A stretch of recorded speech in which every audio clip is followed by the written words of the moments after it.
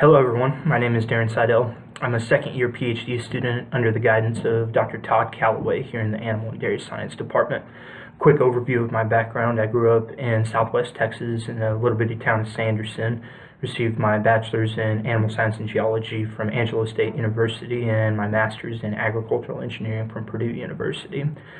Getting kicked off with my focus here in the department, I am researching ruminant nutrition, particularly dynamics that alter microbial performance, and that led to a connection from some contacts back in Texas interested in looking at two divergent goat lines, a high line and a low line, that they've created to consume a particular invasive brush species in West Texas in an extremely high percentage. And because of that high percentage, the high line is able to compete on an average daily gain assessment in the same level as the low line, and they were interested in finding out why. Was it the animal through epigenetics, or was it the microbial performance advantage that could exist in the ruminant? So the proposal was drafted to look at two particular anti-nutritional properties and then hone in on one of them. So the literature describes essential oils and condensed tannins to be responsible for manipulating microbes in the rumen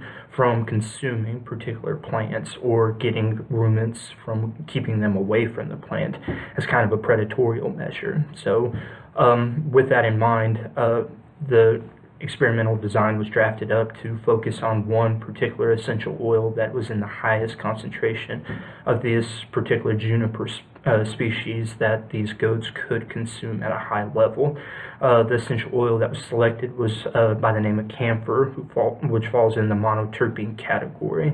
What was unique about this research is we took this dynamic and looked at a biological level about what's reasonable for the goat to consume in a day basis, and then drafted an experimental design to focus on practical and then kind of toxic levels about what would really happen if we inoculated a test tube in vitro with this particular camphor at a controlled level, what would go on fermentation-wise.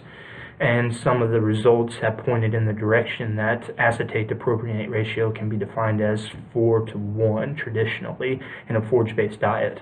And I'm seeing a 1:1 ratio, and sometimes propionate produced at a higher millimolar concentration than acetate when inoculated with a 3x concentration of camphor. So it's opened up a window to try to draft how anti-nutritional properties in plants could be one of the leading factors to controlling and manipulating efficiency in the rumen. And that's a predominant focus of my research. I have a fascination with all ruminants because of their evolutionary niche provided to Mother Nature.